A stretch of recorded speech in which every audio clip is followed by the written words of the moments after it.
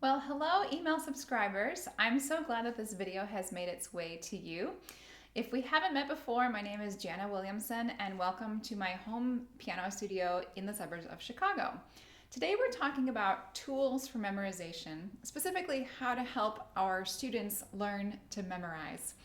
If you have questions about why we should teach our students to memorize, I'm going to direct you to another video in the description of this video because today we're just going to focus on how we can teach our students to memorize. Now, I will say that there is no absolutely 100% foolproof way to prepare for memory. We are human beings, we're not robots or machines. And so, even the best prepared student can sometimes have memorization mistakes, and that's okay. I've had them, I'm sure you've had them. And some students naturally gravitate towards freely and expressively and easily playing by memory, and of course, some do not. So, with everything that I say, we always tailor the individual lesson to the individual child sitting on the bench with us.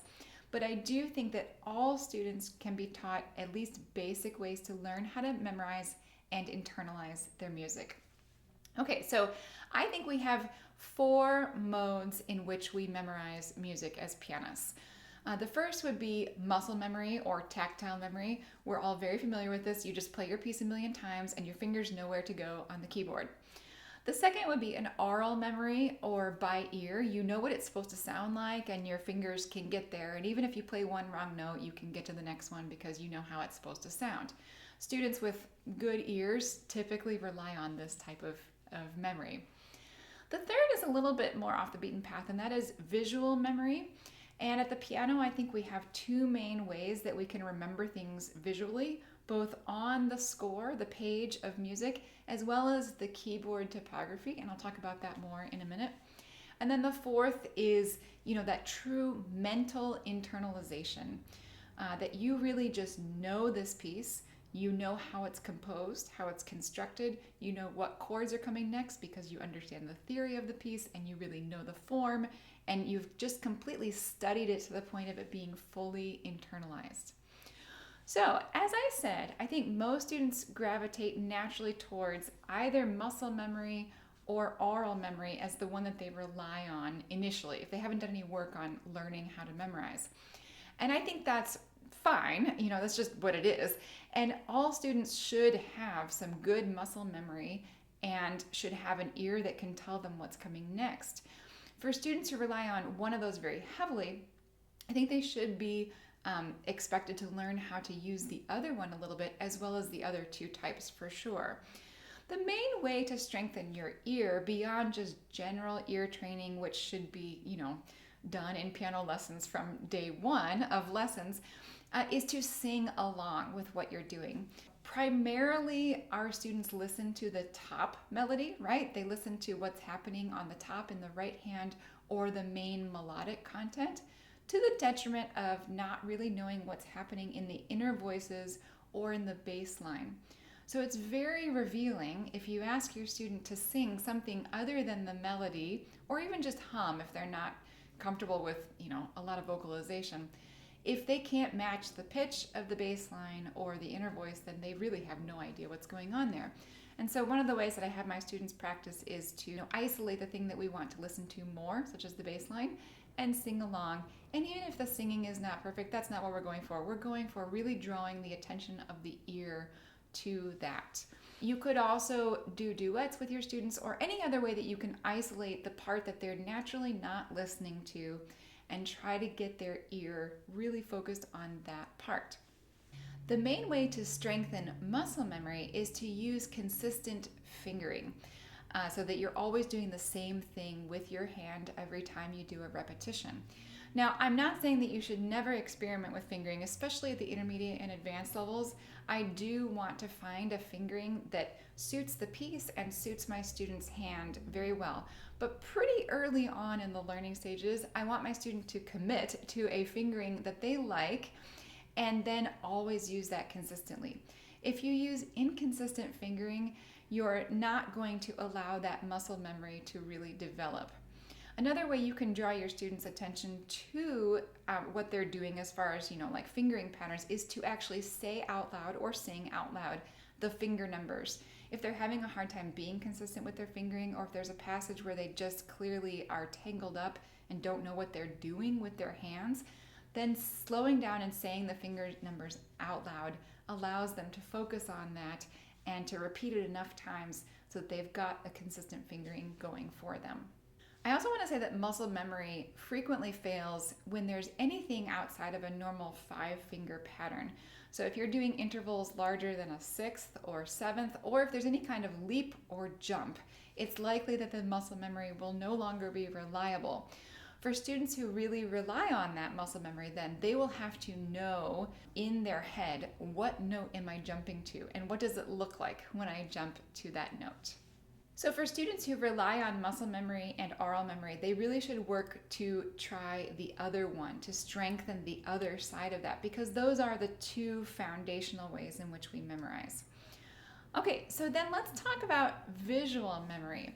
As I said, there's 2 different ways to remember things at the piano in your visual memory. The first is by looking at the page, the score of the music book. And I think you can do a lot of things to strengthen your memory here by making markings in your score. Hopefully your student is always marking the sections, putting a star or a skull and crossbones or googly eyes or something next to tricky places, anything that gives them an anchor of, oh yeah, on the top of the second page, I have a tricky spot there. I know that part is coming. You can always use those little highlighter tags, the little post-it things that stick on your page with the colors. You can use those, or post-it notes, or highlighters or markers if you're okay with putting color in your score that help bring out things that you want to remember, or highlight things that are like, this measure leads to this measure, so that you know that that's where the section transition happens. Anything like that. I know other people who also will photocopy their music for the sake of really marking it up with a lot of color so that they can, see what's happening compositionally. Also, people will spend time doing copy work or trying to write down, transcribe the piece on a staff by memory, and then you can kind of quickly see what you're missing and what you don't know, where things go. So those are all ways for that, to have that visual memory of the page of music. The other big one that I think is actually more important or more helpful is keyboard topography. Unlike a lot of other instrumentalists, we play an instrument where we can see what's going on, and we have the black and white key pattern that can anchor us in where things happen on our instrument. And so in order to, clarify what are my hands doing visually, I think the best way to practice this is to find something to focus on. This is particularly helpful in fugues. I know we're not teaching a lot of fugues to pre-college students perhaps, but this is one tactic that I learned in graduate school that has saved me on learning complex things like a fugue. Pick one finger, such as index finger on your right hand, finger number 2, and play about 2 measures, real short section, and only stare at your finger 2. Are you really aware of when it's playing a black key or a white key? Do you know when it has to move downward by a little bit of a stretch? And then do the same 2 measures and stare at finger 3. And then do the same 2 measures and stare at finger 4. It's actually quite illuminating. It allows you to get out of the page just for a very short chunk and shows you very quickly what you don't know, and really just helps strengthen that visual memory of what's happening with your hand on the keyboard. Okay, but the 4th way that we memorize, which is the one that I think is hugely our responsibility as teachers to teach our students, is that mental internalization, the true knowledge of how a piece has been composed, what's happening in a piece, what the composer has done, and just really getting to that point of knowing that piece to where it's fully internalized. And so I want to back up to the point way before you've got an intermediate or advanced student who's struggling with memorizing a piece, and talk about the earliest lessons with beginners. I think it's terribly important that from the very first day we teach our students in patterns. Frances Clark did this when she wrote the music tree, and so many pedagogues since then have really focused on beginner methods that are focused on teaching patterns. We hear in patterns, we think in patterns, and we therefore play in patterns. Even just playing 3 black keys, going up the keyboard, that's a pattern that a very beginning student can play in their first lesson. So from that first lesson and all the way up to advanced level, we need to help our students identify all of the patterns in their music. This helps them learn much more quickly, and of course, then we reap the benefits with memorization as well. This is true not just of memorizing music, but of everything. If we are looking at a random assortment of letters that don't spell words in our native language, we're not going to be able to remember those letters. If you look at it for 5 seconds and then someone says, okay, tell me all those letters back. But if those same letters spell 3 words and you look at it and then you look away, you'll be able to say those 3 words because they make sense in your memory. They've been patterned for you. If this is a new concept for you, if you haven't spent much time thinking about this, I'd love to direct you to a particular article by Noah Kageyama over at The Bulletproof Musician. If you're not familiar with the Bulletproof Musician podcast or blog, please drop everything and go start reading his stuff. He is a true expert on performance, anxiety, how to prepare for performance, how to memorize, all these kinds of tips, and it's all massively helpful stuff. It's all science-based, and that's what makes it feel even more useful, is you know that this is rooted in science, and then he helps you apply it to music study. So I'll be sure to link that. Okay, so beyond basic patterns, and especially in those early years, finding the simplest patterns, when we get to more intermediate and advanced level, other things that we should be looking for are chords and key relationships. This is so helpful in learning and memorizing if your student knows how to find a D major or a G minor chord in their repertoire or an A major scale. It just helps them learn so much more quickly. And in addition to that, our students have to know how those chords interact. Yes, an A7 goes to D because it's the dominant. It's an authentic cadence. And so if they know at the end of the section, I'm going to play A, D, or if it's Beethoven, you're going to play 5-1, 5-1, 5-1, 5-1, 5-1, because Beethoven likes to do that at the end of most of his pieces repetitively. So just knowing what the dominant and tonic are in any key is going to be vastly helpful for them figuring out, oh, right, I need to end on the tonic because that's the key that I'm in. Related to this would be form. Our students from earliest stages need to identify the form in their pieces because, again, this helps them learn it quickly and internalize it for memorization. So an example of form related to what I was just talking about would be in sonatina or sonata form. You have to know that in the exposition, the second theme is in the dominant, and in the recap, the second theme is in the tonic. This is so clarifying for students and is going to help them eliminate the possible memory slip of doing the wrong turn. They need to know first time this theme is going to be in A major and second time it's going to be in D major. Now, form might be simpler than that. You might have a very simple ternary form, A, B, A. And just knowing whether or not the A section, maybe it's only 8 measures long.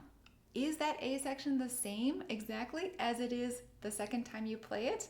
Great. If it's the same, then you know you only have to memorize those 8 measures one time, play the B section in between, and then come back and play the exact same measures. Now, many times composers don't do that. If we have an A section, then there's a slight variation of the A section the second time that we do it. So maybe you have 8 measures and the first 6 are exactly the same both times you play the A section, but measures 7 and 8 are slightly different.